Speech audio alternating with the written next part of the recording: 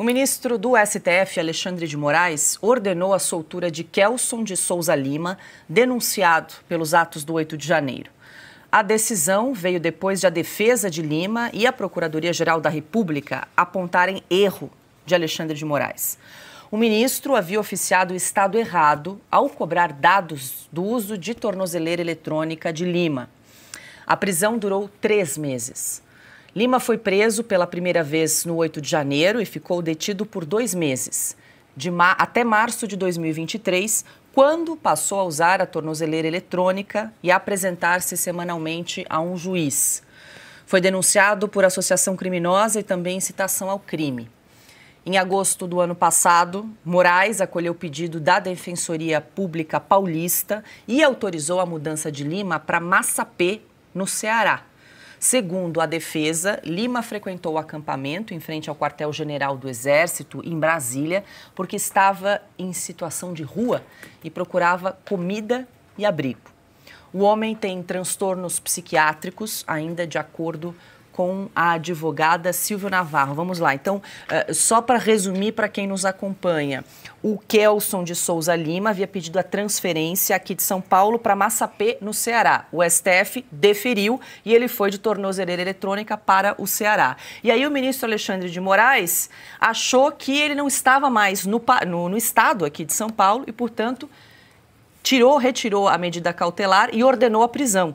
E aí o Kelson ficou preso mais 3 meses. Só que, na verdade, o trâmite burocrático já havia ocorrido e o STF já tinha dado ok para ele ser transferido de estado. É isso.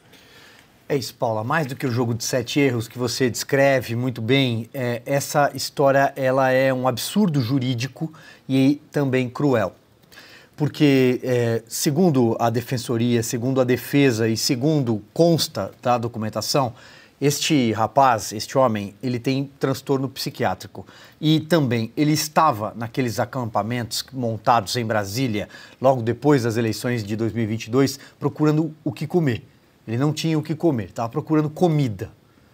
Mas ele acabou arrolado por todo o turbilhão do 8 de janeiro e o que se sucedeu depois da data foi parar numa tornozeleira eletrônica, ou seja, um preso a uma tornozeleira eletrônica e por uma falha do ministro Alexandre de Moraes, por um erro do ministro Alexandre de Moraes, que cumpria nesse despacho, neste momento, dos tantos papéis que o ministro Alexandre de Moraes desempenha, o papel do Ministério Público, o papel do investigador, o papel do julgador, o papel do policial, o papel da vítima. Nesse caso, ele era o juiz.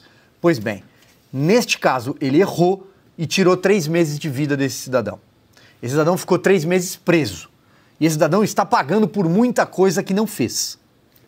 O que o Conselho Nacional de Justiça faria com um juiz de primeira instância se tivesse cometido uma falha como essa? Seria imediatamente afastado, punido, investigado, teria de dar explicações. Mas não, estamos falando do ministro que representa o poder absolutista no Brasil, Alexandre de Moraes. O intocável. Aquele que erra, mas não pode ser cobrado por erros.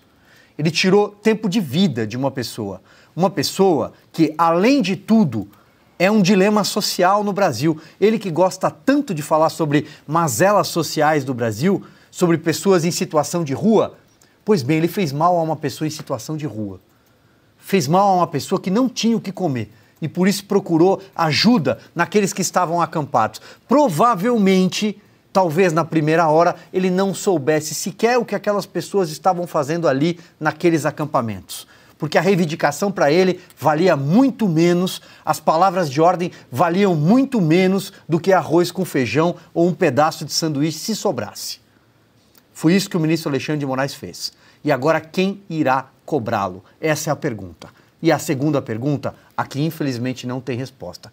Quantos casos como esse aconteceram depois do 8 de janeiro? Pois é, Augusto. Erros acontecem, podem ocorrer, felizmente foi revertido, mas esse cidadão ficou 3 meses preso e a sensação que dá é que tudo que se refere ao 8 de janeiro não é individualizado, né? A canetada já é no sentido de é culpado, tem que ser preso. Primeiro condena e depois vê o que fez. É isso. Individualiza a conduta de alguns, Casos esses aí que tem a sorte de fazer chegar aí o absurdo cometido ao próprio Alexandre de Moraes. O Alexandre de Moraes conseguiu ver aquilo, alguém o convenceu a dar uma olhada nisso aí. Porque é um caso, primeiro, Paulo, é um caso de esquizofrenia estranhíssimo. O Alexandre de Moraes é o sujeito que teve a ideia de proibir que toda pessoa em situação de rua seja removida do lugar onde está para ser transferida até para uma clínica. Não pode. Você não pode tirar o mendigo, o sujeito que não tem onde morar, você não pode tirar do banco da praça que ele ocupa, por exemplo. De jeito nenhum. A menos que ele concorde. Pois bem, ele tira e põe na cadeia. O mendigo, no caso, ele estava fazendo o que fazem as pessoas que moram na rua. Desde o primeiro mendigo, ele estava andando e vendo as coisas. E acabou por ser capturado num lugar que está lá, como ele poderia estar no outro canto da cidade. Não há nada de político, né, no comportamento de um mendigo que circula pela cidade, meu Deus. Agora, o que me espanta mais ainda é a perversidade sem limites. Ele parece que ainda está com tornozeleira eletrônica. Isso aí virou fetiche. Isso é fetiche. A tornozeleira eletrônica do Alexandre de Moraes daqui a pouco vira um símbolo qualquer de comportamento estranho. Não é possível. Ele errou. Tira o cara. E continua obrigando a viver a chamada meia liberdade. Por que o uso da tornozeleira? A não ser pela crueldade, pela perseguição e pela loucura. Usemos a palavra correta. Isso é coisa de psicopata mesmo.